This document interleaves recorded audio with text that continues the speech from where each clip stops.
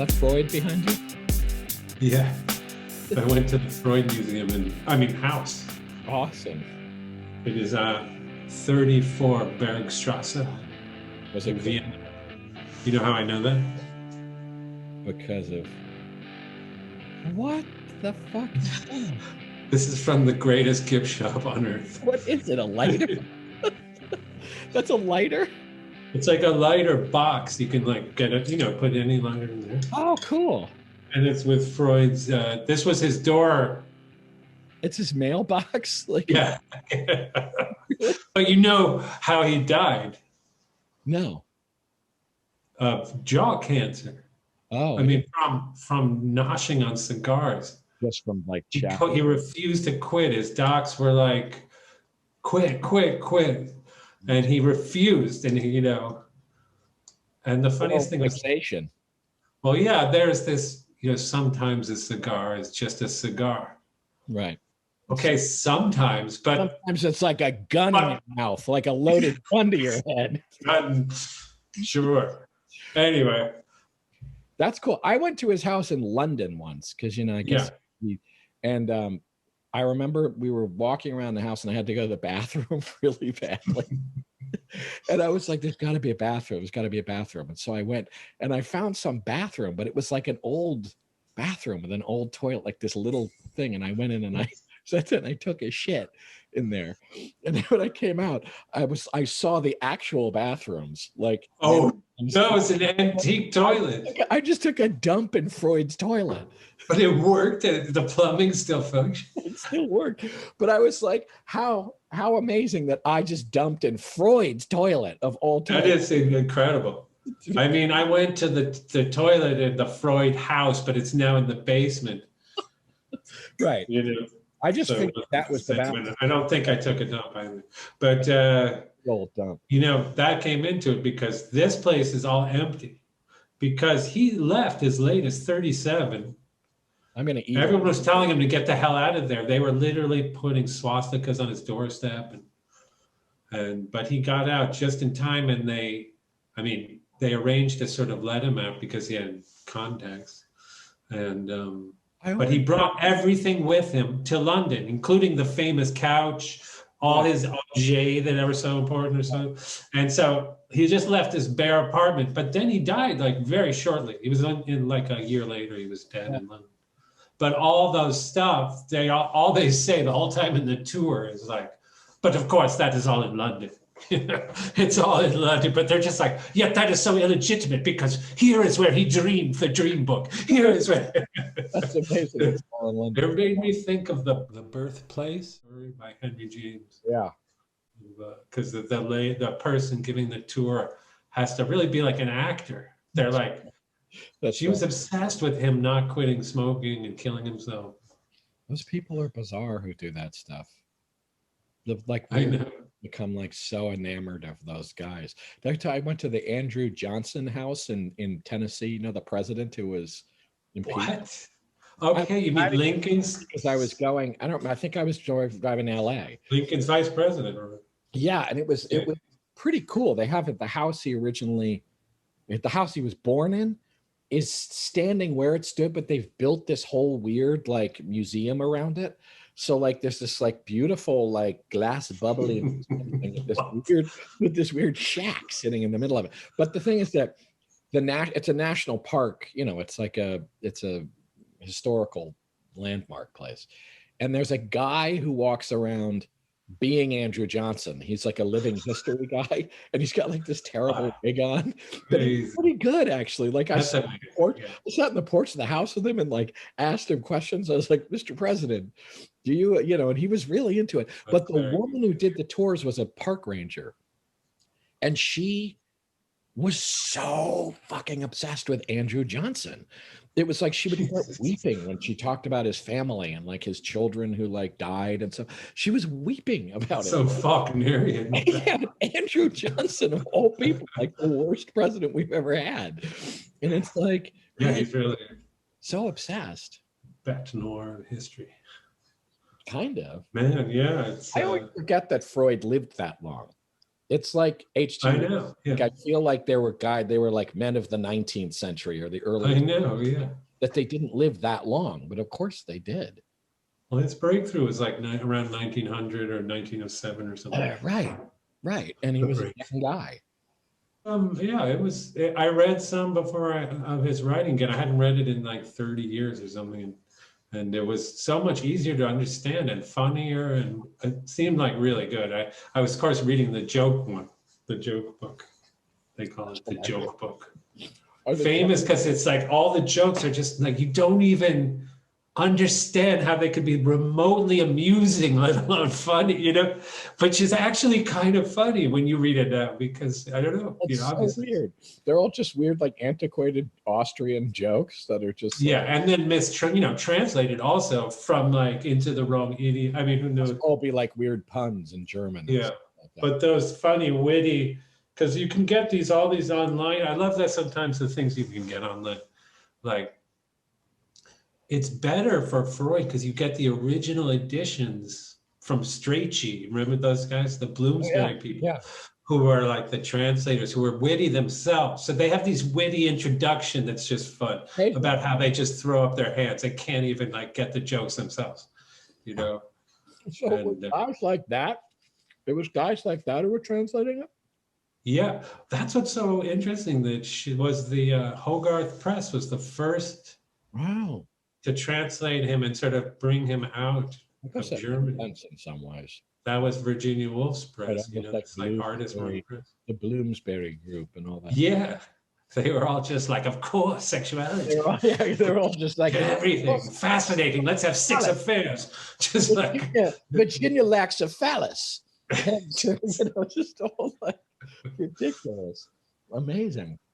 But we read this book by, do you know who H.D.? She was this lesbian or bisexual, because you were saying like she lacks the phallus, because she was a patient of his at the end in Austria and wrote a little memoir. So we read this memoir, and I read that, and yeah, in that she's kind of funny because she takes him to task. She's like, you're such an idiot about like bisexuality, and he's like, yeah, I probably am. He's not at all like ideological about Freudianism. He's just sort of in the moment and like thinks it's kind of interesting, you know. It's like not at all like you expect. Yeah. I remember when I was at the house in London, they had this exhibit of like, or maybe it was just playing in a loop. They had all this footage of him, like film of him and stuff, like kind of movie type things. Somebody just had a camera when he was a DVD of that at the gift shop, backyard and stuff. Yeah, and it was like, it was really amazing though, because it was that kind of thing where everybody was like, it was like what, 1938 or something like that. Yeah, exactly. Sort of like self-conscious about the camera and stuff, and he wasn't at all. And it was almost like watching a guy from like a future era back then, because he was completely relaxed, and the way he related to the camera was like really modern, more modern seeming. Everybody else was really stiff, and it was like watching like Brando or something amongst all these like older actors or something, because it was like a different style. Like his whole demeanor was totally fucking different from everybody else. Yeah. He was super relaxed. I think like that couch thing was like ridiculously relaxing looking, like, and they said he was really not modern. He was very Victorian. You know what it looks like? Like when you see pictures, it looks like Sherlock Holmes's house. Right. All the like all the Assyrian statues and stuff. Yeah, he had all these collections, but apparently he had tons of stuff, but apparently it was just like real touristy sort of knickknacks, but he really valued them. Yeah. But I mean, he was Victorian, but still he was obviously like being all like man of the future, like breaking out of like all of this like stage. Also, when you read the things, it is like mysteries, the way he writes them, because he's like the mysterious sort of thing we have to investigate. And you know, and Poe is really deeply involved in all of the psychoanalysis stuff. Yeah. In HD, she keeps talking about, he has this picture of the premature burial, like I think an illustration from that on the wall. That's so, you know, and yeah. That's so fucking cool. And Dupin is he calls himself an analyst, I think. Yeah. And weird that it's like that existed before him. Like there were, I know. and it's like, but what was it before him? Like what was the, you know what I mean? Was there? Yeah, they were sort of scientific. There was some hypnotism going on, Yeah. a lot of hypnotism, and then there was I read because of Roussel he had a competitor of Freud as his Oh, his animal. his doctor, and I've read his case study of Roussel, and it's cool. It's good, but it's Batshit. yeah, it's still bad shit. That must be totally batshit. Oh, it's famous. It's where it talks about how he sees like rays of light coming out of books and like going through all this study and crazy. He had this vision when he wrote his first book of how great a genius he was, and then like Roussel was telling this to his doctor, and his doctor wrote an essay about like Napoleonic visions of grandeur. That's what happens in my library with my books. Dude, you got me going. I'm sorry, I won't shut up, but I have the first edition right here. Oh, I want to know. They're not getting you going at all. This is what we do. This is what that's like an Upstart Crow when I love that show. Upstart Crow. Crow, have you been watching it all the time? I watch as much as I could find. It's so good. I know the amazing thing about you is you're like a completist. Like I'll watch a few of them, but you watch all of them. Yeah, exactly. Amazing. I mean, I never do that. I'll hop to something else. But this is the first edition of Comment j'écris. And and after he committed suicide, this came out a year later and blew all his fans' minds because it said, I actually wrote these with like a kind of computer program. It wasn't all like vision of my mind, It's kind of an algorithm. And then, but it's a very short essay. And so he had to fill the rest of the thing with other texts from his life. And he includes that essay by Giamatti, the thing about him as a patient going insane when he wrote his first book is actually in this. Have you read all of his stuff? Everything of his? No, I haven't. But have you read that like Locus Solus and all that I stuff? have read Locus Solus, yeah. But they discovered, and the weirdest thing was in 1989, there was a building, did you know about this? In Paris was being destroyed, and they found like his Roussel's archive stored there. Didn't he die? People haven't even published it. Didn't he die in some weird locked room thing or something? He did, to get back to the locked room, yeah. Right. And he basically committed suicide, I think, while on drugs. So much that it was like no pain at all, hopefully. Right. And it was in a hotel room in Sicily that was locked. His body was found. Right. And with a stack of Locus Solus was in the corner.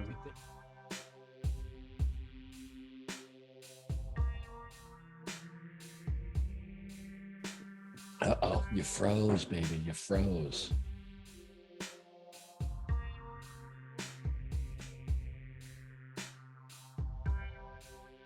Now reconstruct the origin of Leonardo's Vulture fantasy.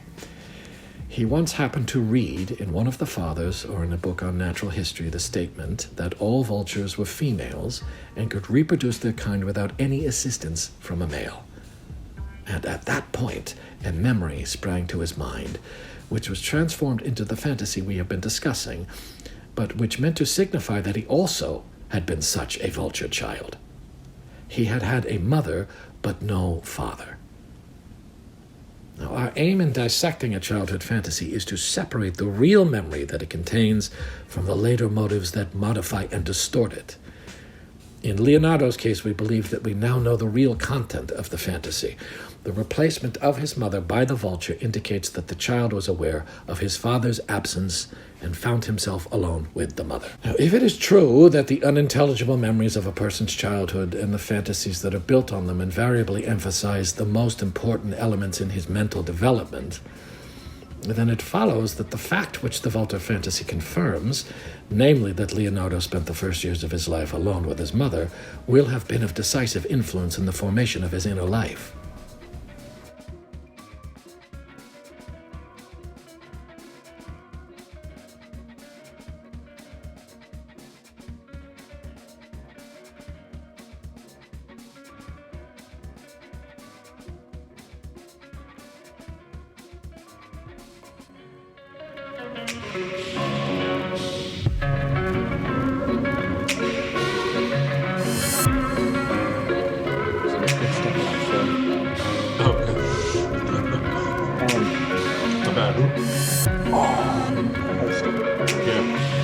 Yeah, actually, it used to be better. They used to have the gift shop up in the old kitchen, which must have been a weird place for it. I don't know, but they moved it, and now it's kind of looks like any museum gift shop. I almost played Freud a couple of times, I think. Really? Freud, yeah, but I never did. I think there was a play I was going to do where somebody wanted me to play Freud, and then a movie where they were thinking about me playing Freud, but I didn't end up doing it. Eleanor. Amazing. Perfect. 7% solution. So good. I've been wanting to reread some of those other books that guy wrote. Because I have that here somewhere. We read that other one, which was really Pharaoh one, whatever it was. Like that's new, right? Tomb of the Pharaoh. That was really good about Egypt. Really good. Yeah. But he wrote one, but this is something he wrote one that I've never read called The Canary Trainer or something like that. But I was reading the beginning where he always has the kind of thing in the beginning that's like, he'll often have like a thing in the beginning that's like him writing a thing about how like he received a manuscript from some. Right. Yeah, that's right. Exactly. Yeah. He'll do something that gives it this like. In Watson's own hand. Yeah. It's like, and so it was some whole thing about the Phantom of the Opera. And it was like, and I read that and I thought, I've never read the Phantom of the Opera. Oh yeah. So I read the Phantom. I never read that recently. Wait, is that Hugo? Is that Hugo? It's it's Gaston Leroux. It's the guy with the yellow chamber thing, like which is supposed to be like the first locked room novel. Locked room thing. Yeah. Isn't the orangutan thing? You're right. That is what first posed. That's a locked room. Yeah. What's the whole point of that it's like he shoved the woman up the chimney? That's the first locked room. But I read the Phantom of the Opera because I was like, all right. I mean, I never really knew the story particularly. I knew it's like the guy haunts the opera. There's some dude living. I don't even know the story. He like is in love with an opera singer or something. Like that's all I really knew. It's not the Hunchback of Notre Dame, but it's similar. It's similar where he like haunts. He lives in Notre Dame and kidnaps the woman. It's similar. Yeah. It's similar, and it must.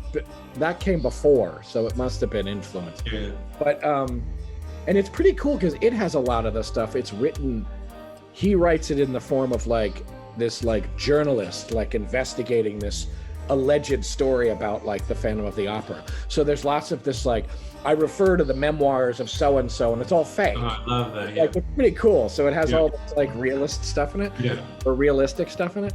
But it is insane. It's one of the craziest things I've ever read. I'm like, there's no way the like cheesy musical it's insane. Oh, really? Yeah. It's so insane. Oh, yeah. I gotta check that out. It's insane. It's like, I had no idea it was going to be as batshit as it is. It's not a phantom. It's a psycho. He's a psychopath who lives in the front. Yeah, but it's like a Hitchcock story or something. He's a psychopath. Wow. And it's like, he's completely insane. And it gets really like fucking absurd and like kind of like fantastical. It's really bizarre. Like the opera house is just this like impossible place. There's all these like dungeons underneath the opera house that go like down. And at one point when he kidnaps the woman and he's taking her down, it's like they're going into hell. And there's all these demons like dancing around. It's the opera house. And it's like, it's totally sounds pretty psychedelic, absinthe. Psychedelic. That's the word I was looking for. It's psychedelic. And it's like at one point, oh my God, it's so weird. You've got to read it. It's like random shit. I'm sure that's also a real good old edition online, but the translation might. You've got to get it. It's so bad. It's one of the craziest books I've ever read. I had no idea it was going to be this crazy. I have the damn locked room one, but I forgot. I think I left it in this. I have it too, and I've never read that. But it's like, if it's anything like this. Yeah. Shit. It was so fucking crazy. Jeez. It was really made me want to go. But it made it. It must have been a hit, right? I think it was a huge sensation. Yeah. It was like, and it was cool because it was written around the same time as those Fantomas books. Do you know? Have I ever told you about those things? Yeah. What is that again? Those are these like French crime thriller things about this like guy named this character Fantomas, who's like this master criminal guy, and like nobody the Shadow or something. Yeah, nobody knows what he looks like because he always looks different, and like nobody. It's like Moriarty, but he's like Wow. Way scarier. He's just like, and he's like this shadowy figure, and everybody's always trying to find Phantomas. And those are books? Those are... Yeah, and it was written around the same time as that, which was also around the same time as Fu Manchu. Don't know. So wait, like 1890s or something, or 1900s? Like 1910. Like longer than you, later than you would think. Later than you would think, but it's like weirdly you would hope back to something. It feels like it's harkening back to the 1890s, and in fact, some of it looks back. I think Phantom of the Opera actually may actually be set in take place then. Yeah, and it doesn't, and it's like that's like Freud too. But it's that's right, and it's around the same time as Freud too. That is it's like this crazy thing about these like terrifying master criminal guys who are like haunting the shadows all the time, and it's like it's really unconscious right there. Yeah, it's really cool. And so you've been returning to your obsession with the opium-riddled I have author of and I thought I would try out one. I'd never read any of the non-Fu Manchu ones. I still have Sax Rohmer, right? Sax Rohmer. Is that his real name? No. Arthur Henry Sarsfield Ward. Oh wow, that's such a pulp name, Sax Rohmer. Sax Rohmer. And so I thought I still have one Fu Manchu novel that I didn't read. I read all of them 20 years ago. I realized I read them 20 Really? Wow. All of them. Well, I read a bunch when I was a kid, and then I read all of them right before September 11th. I read all of them. Wow. And I finished the last one I read. It's like so Fu Manchu. It's like I have one last deed totally. to do. But I still haven't read that one. But I thought I'd read one that he hadn't. That wasn't a Fu Manchu, and it was this one I was telling you about, Greyface. And that was the name is so weird. Batshit. It was insane. It was so insane. It was crazy. It was like, why not just do drugs instead of reading these books? Well, I told you when I talked to we have to think about this out. When I told you when I asked him about the Fu Manchu books. And what did he? I mean, you did tell me he liked them. And he was like, well, I was at this guy's house in LA, and he was like, and we just smoked up a little bit. And he was like, I was really high. So I went to his den, like his study. And he said, I had to lie down because I was so high. And he said, right where I laid down, there was a shelf. And it was all these Fu Manchu books. And he was like, I'd never read one. So I took one down. He said, and I started reading it. And he was like, it was so terrifying. And he was like, I was so high. He said, I kept forgetting I was reading a book. I kept thinking I was reading something real. He was like, so when Fu Manchu had the guy like captured and was like gonna drown him in a fucking tank. You mean Nayland Smith? He said, Nayland Smith. He said, I kept thinking it was real. He was like, and it kept freaking me the fuck out. He said, for the next week, that explains a lot. He said, I just sat there and got high and just read one after another. Oh, wow. For the rest of the week, I would just lie there reading them. And he was like, so I read all of them. I bet they were written when the guy was super high, maybe. I read that Greyface when I was like, he has to have been. Because, I mean, I think at that time, wasn't there an opium like fashion? Yeah, but that was his big thing too. Terror about like the Chinese opium crisis. Oh yeah, this kind of stuff. So, but he must have sampled it for like research, and then it gets its claw or something. Or he just had this open channel to like his insane, crazy, unconscious like terrors and stuff. Because it's just a paranoid fucking book. Really, they're really paranoid. They're really darker than I thought. I thought they were more just sort of about Nayland Smith. They are really dark. Yeah. They're really paranoid. They're super paranoid. And this one wasn't even Nayland Smith. This was like, I don't know. It just got so fucking crazy. And the bad guy in it was this crazy Russian who discovered some way to give himself longevity. And he was like, but he disguised so, and the occult stuff in it is really cool, actually. Reminds me of those Balzac, the Quest for the Absolute or something. Yeah, that's actually a weird Balzac one. Balzac had that kind of like master criminal. Yeah, he did. What's it? Vulture. Vulture. Yeah, Vulture. Yeah. But all based on like all of this stuff. There was something that comes out of Phantomas, all that stuff, or that was probably before. It's all based on that Vidocq guy. Who was like Les Miserables too? Who was the criminal became the master detective? Oh yeah, okay. In Paris, he was like the pioneering detective guy, but he'd been a criminal, and it's like his memoirs are supposed to be cool. The doc are supposed to be really cool. Wow. but it's all, I think, it's around Napoleon's time, I think, maybe. And Dumas, all that, like Count of Monte Cristo, it all comes out of that guy, Vidal, Oh, yeah. who was some like. He was really a detective? He became a detective. He Wow. became like the head of like the Paris police, but he'd been like a thief, and Wow. so he knew all the ways of like. That's incredible. It's so cool. I love thieves memoirs, real thieves stuff, or like you once, I think, tipped me off to that book. What's it called? That one that Burroughs writes the introduction about the wobbly guy. You Can't Win. Yeah, You Can't. Looks amazing. Oh my God, that's unforgettable. That book is amazing. I guess they tried to make a movie out of it or something, and I think it fell apart or something, which is too bad. It's amazing. I mean, it seems like a lot. I don't know when that was published or whatever, but it just seems... I think it was like, well, it's like Jim Thompson seems like he might have read that. Yeah, it's like the 20s, I think, or something. It was published. Yeah, it was. Oh yeah, so those guys probably knew that. It all takes place. It's all a memoir about like the like aughts and the teens of like. Yeah, and the Wobblies and the IWW and stuff. It's amazing stuff. And stuff like that. But it's like hooks into Jim Thompson and Williford and that sort of tough strand of. Yeah. But weird. Then I was thinking of Iceberg Slim too. He was a thief too. I mean, a pimper, right? He was a thief too. Yeah, pimp, not like a thief. But all that like pulpy stuff, it's like Sax Rohmer was big for that stuff. Yeah, I think he was considered like kind of the highest level of that kind of trashy writing.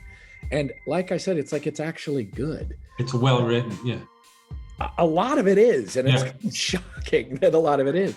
And is it shockingly racist? It's like yes, it's totally racist, but along with that, I've been reading I read a Charlie Chan mystery. Oh yeah. It was amazing. And I totally recommend it.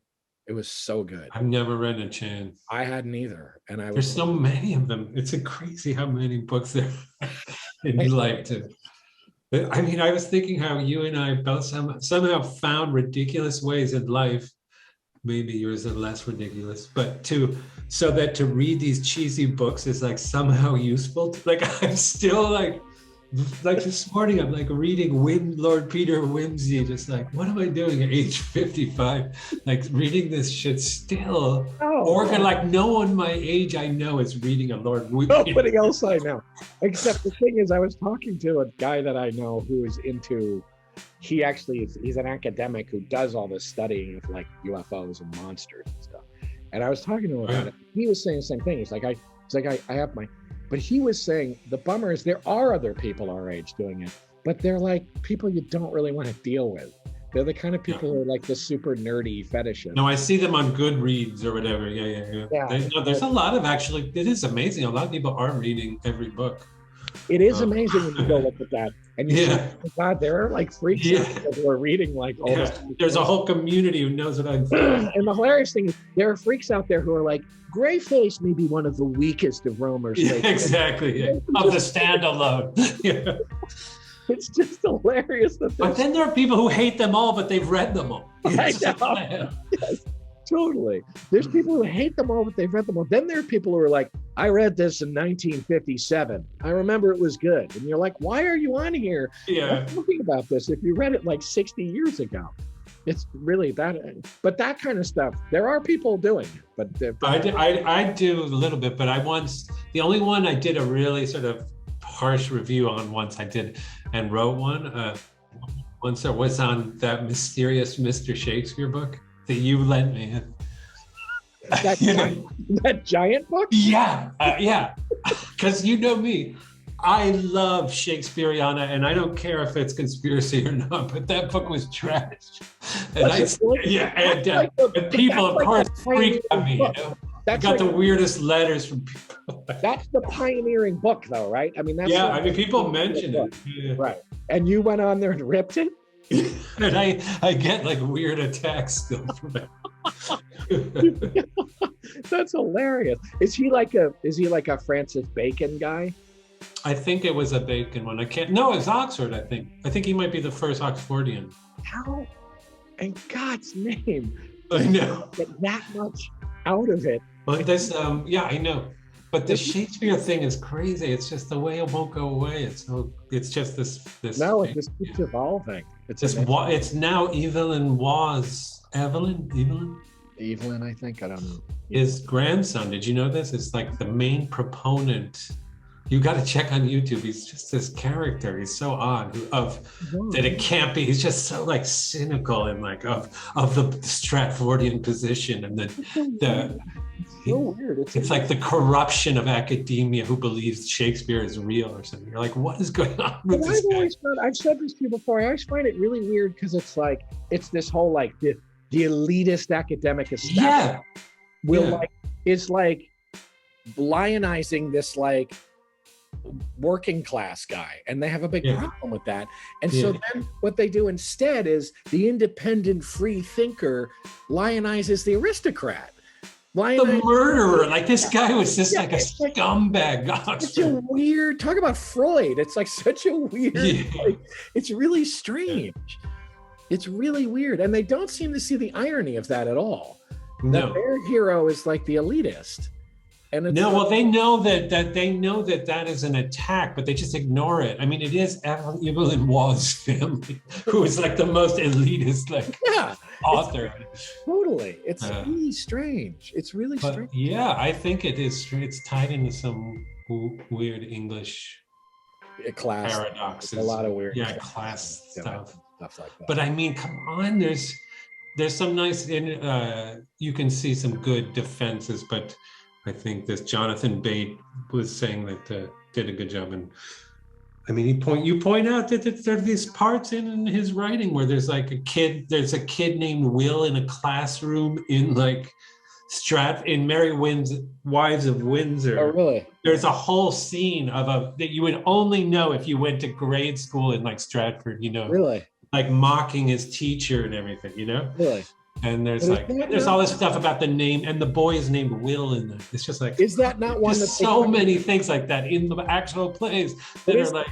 But isn't that one that's kind of, his authorship isn't disputed about that one legitimately, is it? No, I don't think so. But there's this rumor that he wrote it for Queen Elizabeth that I think is a little bit. That she requested a new Falstaff play. Oh yeah, right. So he wrote it really quickly, Passed it off. Yeah. I mean, the thing I've said to you, and that I still think is true, is that it's like, I think that he wrote them, but there's definitely something weird about it. I mean, he's like, there's something strange about them. Yeah, like, it could be a time traveler. Or there were two of him or something. It's like there's something weird about it. There's something. Well, I think he just collaborated with tons of people. I think he collaborated with everybody. Isn't the kind of like general academic thinking about that stuff now that a lot of all those guys collaborated on all of those? I mean, I guess so. Yeah. It's still controversial. But like there's like algorithms that count the words and like all the like word patterns. Exactly. Yeah. Which is weird too. That's weird too, actually. That's just as odd a way of writing those plays as anything else. Like that it was it is. I mean, the sonnets are so trippy too, actually. They're so weirdly modern feeling. They're so I listened to a Melvin Bragg thing about the sonnets. Oh yeah, nice. Yeah. It was a good one. Yeah. I think I listened to that too. Super weird. They're super weird. They're kind of sinister to me. I mean, they're very strange. Yeah, they definitely probably weren't intended to be published. I think. Yeah, that's what they think, that it was a pirate copy. They're weird. But I also think from that and from other evidence, since we're getting into it, that the man might have been dyslexic or something, because first of all, the age was in a way dyslexic. They didn't have the same spellings, they were inventing this as they go along, That's true. How to do English. And, but I think from what they can tell, like from early printings, that he would spell words different ways, in one text all the time. And I think he was a bit of a, spelling nightmare. And like everything we know isn't the original, basically. It's been so edited and filtered now. The raw shit that you see, even in the folio, is different, And so that's part of the conspiracy too, maybe, that like we're seeing this sort of concocted idea of like Shakespeare when he was this weird Scottish guy raving. It's just, you know, like, that's an amazing theory, though, that it's some kind of weird, like, learning disability thing or something. Because it's like even the insanity of his like sentence construction is almost like a brain working in a different that's different spelling and the weird coinage of weird words that's like popping out of his head. That's like that's a really cool theory. That I hadn't actually put it that together until now. Yeah, that's kind of a cool theory. You should put that theory forward. People would be really into that, I think, or they'd be outraged by it. Or they'd be this man. He talks a lot about Shakespeare. And he didn't think he got a lot from Hamlet. I mean, but I thought, didn't he doubt the author? Was he one of the doubters of the authorship? Oh, I don't think so. No, I don't think so. But I actually am not sure. I'm not going to go on the. I think he maybe he did. Might well be. I think he might be in one of these guys who was like, clearly it wasn't him. It's not possible that it was him. I started reading the thing he wrote about Leonardo. Guy, Nicholas Meyer, the guy who wrote the 7% Solution record. He was like, he said, you got to read the thing about Leonardo. He said, if you read anything, you got to read the thing. Okay, I got to check that out. It's super Sherlocky, he said it. It's like, it's some whole thing where he posits Leonardo's bisexuality or homosexuality because of some, you know, imprinted thing that happened when he was a baby.